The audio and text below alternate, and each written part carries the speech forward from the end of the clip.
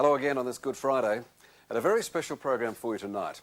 Before her death, Princess Diana became a passionate campaigner against a weapon of war that goes on killing or maiming innocent people long after the battle is over.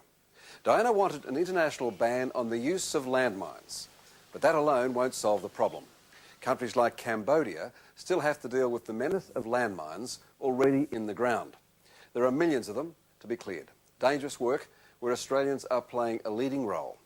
But Cambodia faces yet another challenge, providing artificial limbs for all the victims who survive landmine explosions. And that's a challenge where Angry Anderson and the team felt that they could help.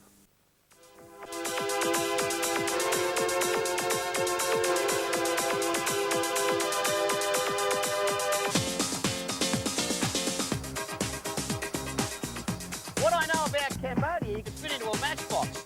Now, we're on our way to meet someone who's had 3 years' experience on the ground in Cambodia working with mine victims. And this is where we're going to find her. Hey, fellas, I found it. It's in here. Kerry, as per our telephone conversation, you've had 3 years' experience in Cambodia. Yep. I mean, that's pretty invaluable experience. Yep, working with landmine victims on a daily basis. Anybody in Cambodia can become a victim of a landmine. I mean, there are so many landmines in the soil. There's one per capita, one landmine for every person. Anybody can inadvertently step on a mine at any time and may or may not survive. We're going to need a guide. You seem to be ideal. You wouldn't want to go back to Cambodia for a short trip. I'd love to go back. Yeah? Great, yeah. Sweet. Done deal. Catch you there. Well, I'm going to go and get some airfares and stuff because we've got to get... That's where we're going, isn't it? Sure is. Sweet. I'll see you soon, Kerry. Okay. Bye. Kerry's going to be our guide. That's fantastic news. But we're going to need someone on the ground over there. You know, the logistics of this thing are going to be a nightmare. So I'm going to ask Red Cross Australia to put together an itinerary for us. Well, Vedran, thanks for coming, mate. I mean... No problem, it's a pleasure. I actually come along to wish you good luck. Thank you. And I also brought a letter of introduction. Oh, okay. Which is a letter for the International Committee of the Red Cross and Australian Red Cross in Cambodia. We want to see everything. That's great. They will help you do that. Here's all your paperwork. It's all happening. Thank you.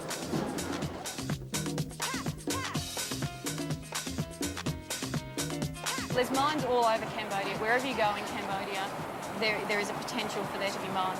The whole country? The whole country, yeah. There are areas that have been cleared, and like in Phnom Penh, you probably wouldn't find any mines. Outside of Phnom Penh, you probably would find that there may be mines laid around. So where we're going, there still are live mines in the ground? Certainly are. Welcome to Phnom Penh. Welcome to Phnom Penh, yeah.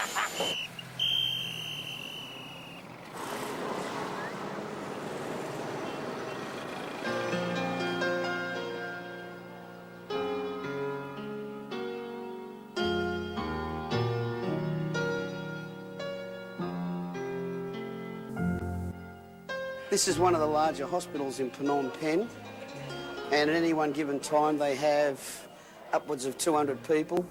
More than 60% of those are amputees. The larger percentage of those are landmine victims. It gives us only a very, very small glimpse of the enormity of the problem with landmines in this country.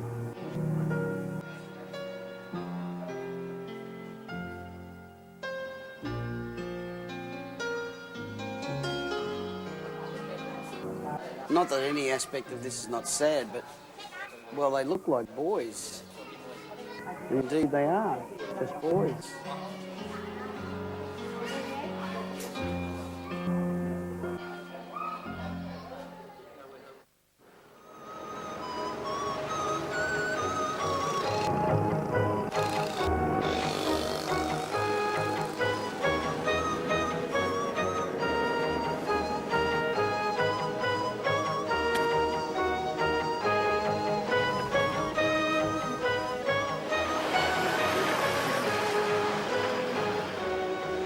I reckon. G'day, Angry. How are you?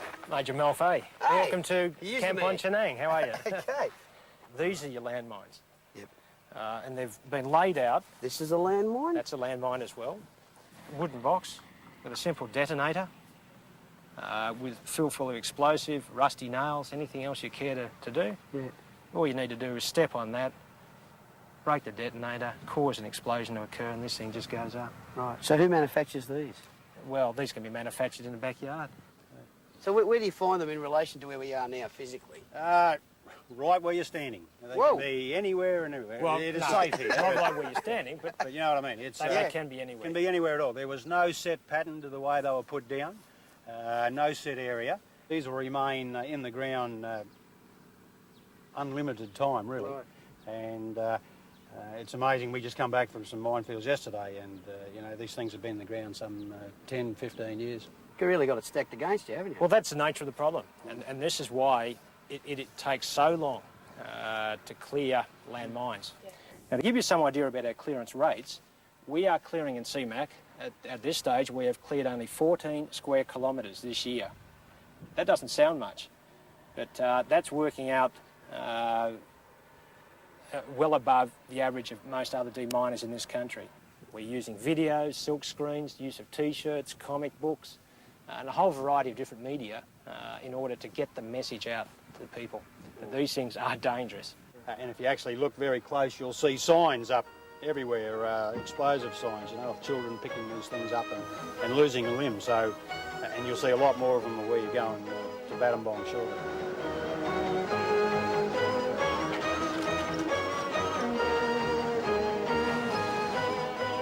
These roads have to be driven to be believed. There's an urgency attached to each day's travelling, though. You have to be at your destination by sundown for security reasons.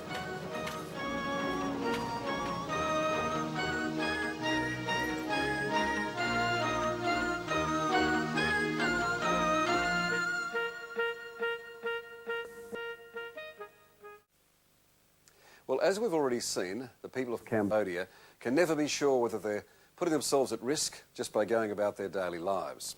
Working in a rice field or walking to school. Landmines can be anywhere.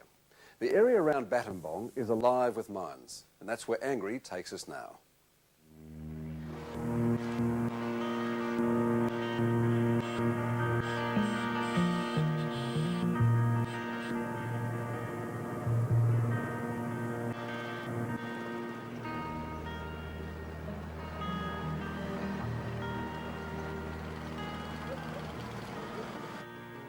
This is two they found this morning. Are they live? Yes. PM2s. This area is clear, just don't go over the tape. Yep, I know. The weirdest thing about it, as we walked in here, even though I know it's clear, I got a terrible feeling in my guts.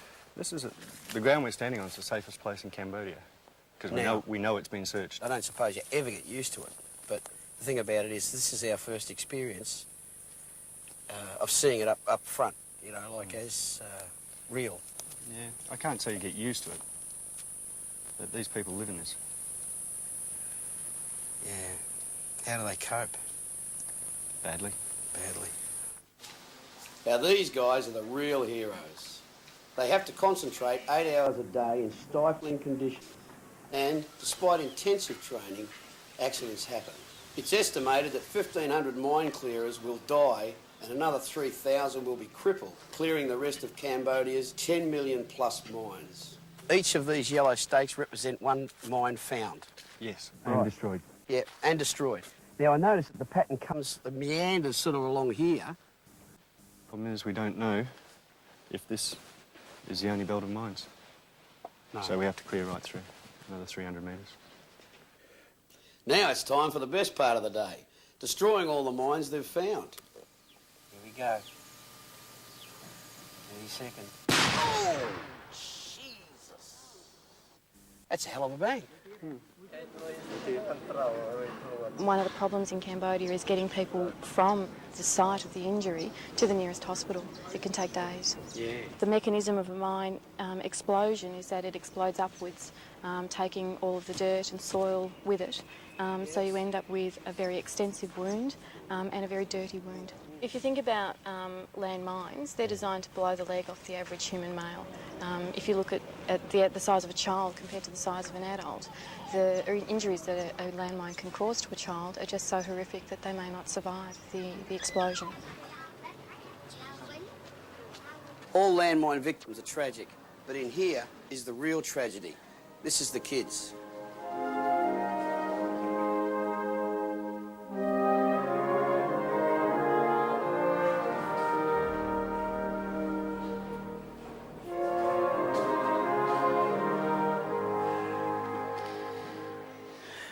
Nothing can prepare you for this.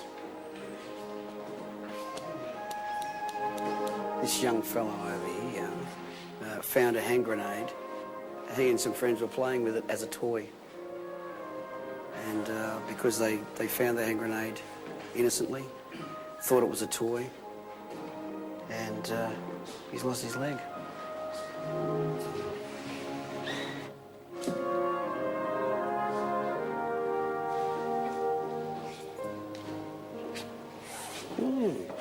Good boy. Yes. These raw materials are in short supply, so we've actually come across a way of actually being of immediate assistance. If I be a doctor, I can help very. Yes. Your country needs doctors. Yes, right. Well, I wish you best luck. Best of luck. Thanks. Once the prosthesis is fitted, a re-education about just normal, everyday occurrences. Yeah. But it's re-education of not just the amputee themselves, it's a re-education of society. There's a lot of negative influence on the amputees here. They're very low on the social calendar. Being an amputee is it's a bad karma. It's almost like you're being punished for some reason. It's not to do with dependency on society. No, No. no. There's no social welfare here. No. So dependency on society is kind of a non-entity. It's a real long flight home, but I'm going to use that time well. I'm going to be thinking of more ways to help these people. I want to come back. I want to do more.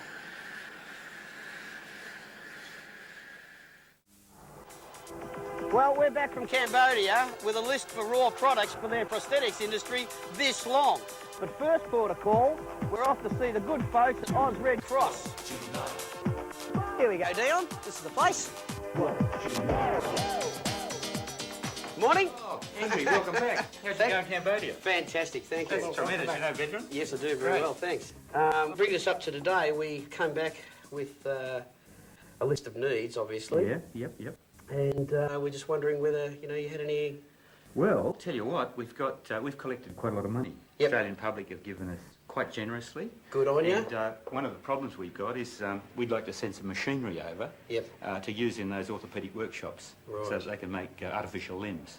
Now, it's pretty heavy stuff. It'll need some freight capacity to get it over there, but that would be very difficult for us. I mean, we can buy the stuff. We've got enough money to buy it, but we need to get it across. I've got an idea. If you can get me the specifics as far as tonnage and that goes... Yep, sure. I'll try something. Well, the blokes from CMAC gave me a list for tools to cut back the jungle. Now, this is the place we're going to get them. Forks, secateurs, clippers, hedge clippers, crikey, all this stuff. Well, I know that's a big ask. Look, I reckon we can supply just about all that, Angry. You just leave it with me, and I'll phone head office, and I'm sure we'll be sweet. Thanks, mate. Just let them know I'm coming. I will. Show what we've got here for you. Okay. Now this here, you've got around about 13,000 metres of hook and loop Velcro brand tape. Right. Which is all beige colour, which is what they would use in Cambodia for the making of the artificial limbs. All right, mate. Well, all I can say is... Pleasure. Thanks for everything. Yep, absolute pleasure. Thank you very much. Absolute pleasure. Couldn't go to a better cause. We're back in Sydney because the largest manufacturer of prosthetics in this country is not far away, and that's where we're headed right now. Otto Bock, this is where we want to be. What we're supplying is plaster bandages. This is elastic. Oh, yeah. Elastic plaster bandage. So what else is it? Is this part of our stuff? Yes. What is it? Bocklite. And it's used for a lining for the stump. All of this is only part of what we're taking. In fact, the machines alone, they weigh in over 7 tonnes. Can't get that through on SX baggage. But we rung the RAAF, so we're going on one of these.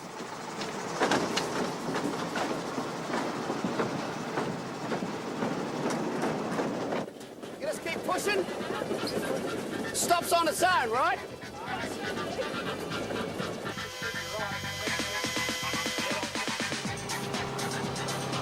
Aussie 024 cleared to Cambodia via Darwin, flight level 280, visual departure, cleared for takeoff.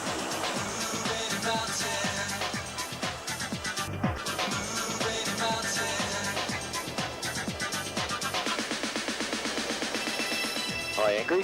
Glad to come up.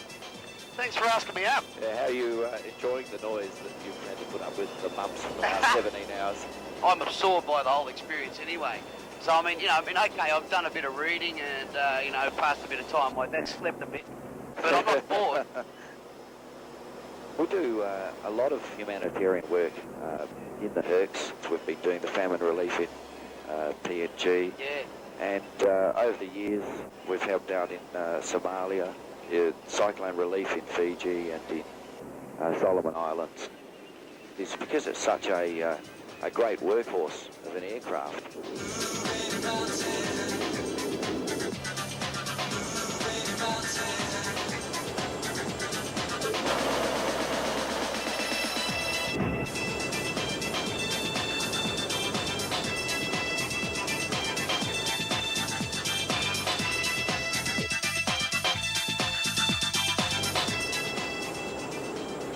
Hey, I'm back.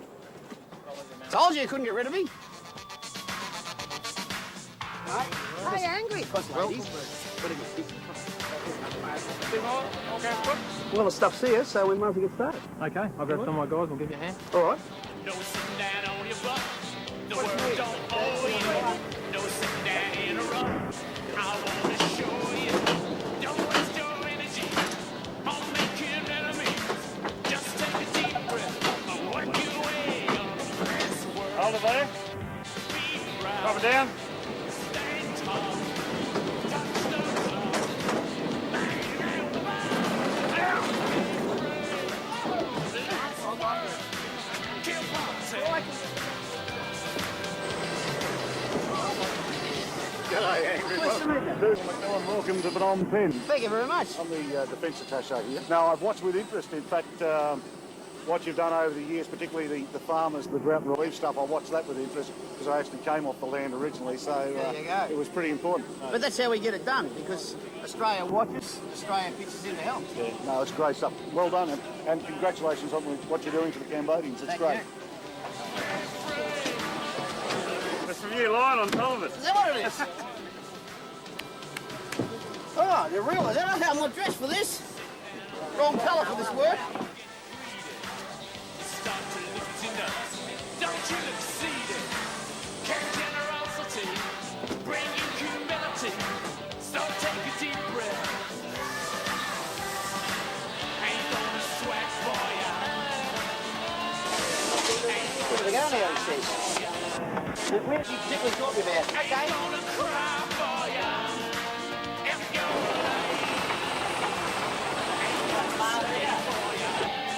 Well, that's the hard job over. I've unloaded all the stuff, but there's a few very special people that we want to go and at least say hello to.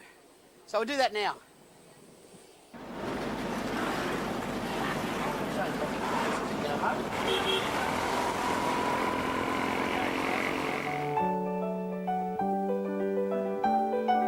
Come on, boys, through here. This is going to be a thrill. Hey, we did not forget the kids. Even when you feel it sinking, Where we just give them out here? and you don't know what Okay. to do, don't give up Oh, that your one. dream. Even though you may Okay. it never will come true. Life has its own ideas of how things come about, and if you just hang in there, life is gonna work it out.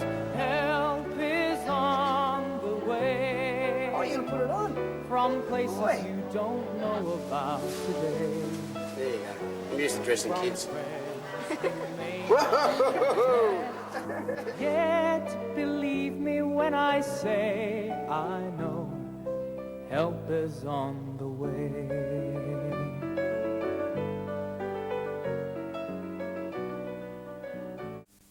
Tonight we've seen some of the great work being done to help landmine victims in Cambodia. But this challenge is much bigger than just Cambodia. The Red Cross has programs in 11 different countries, providing surgery and rehabilitation for landmine victims. In 20 years, they've helped more than 250,000 people. And still they can't keep up with the numbers who need care. If you'd like to help, you can make a donation to the Red Cross Landmine Appeal by calling this number, 1-800-811-700. That's 1-800-811-700. Toll free from anywhere in the country. Or you can send a cheque care of GPO Box 9949 in any state capital. That's Post Office Box 9949 in your capital city. Please help if you can. That's all from us on this Good Friday. Thank you to Angry Anderson and the team and our friends at True Value Hardware, the sponsors of the challenge. Enjoy your Easter. We'll see you same time Monday night. Bye-bye. If you have faith that things are happening as they should, then just believe each step you take is leading you to something good, and help is on the way from places you don't know about today, from friends you may not have met yet. Believe me when I say I know help is on the way. So open your heart, open your mind. No matter how you've tried and failed, tomorrow you can turn and find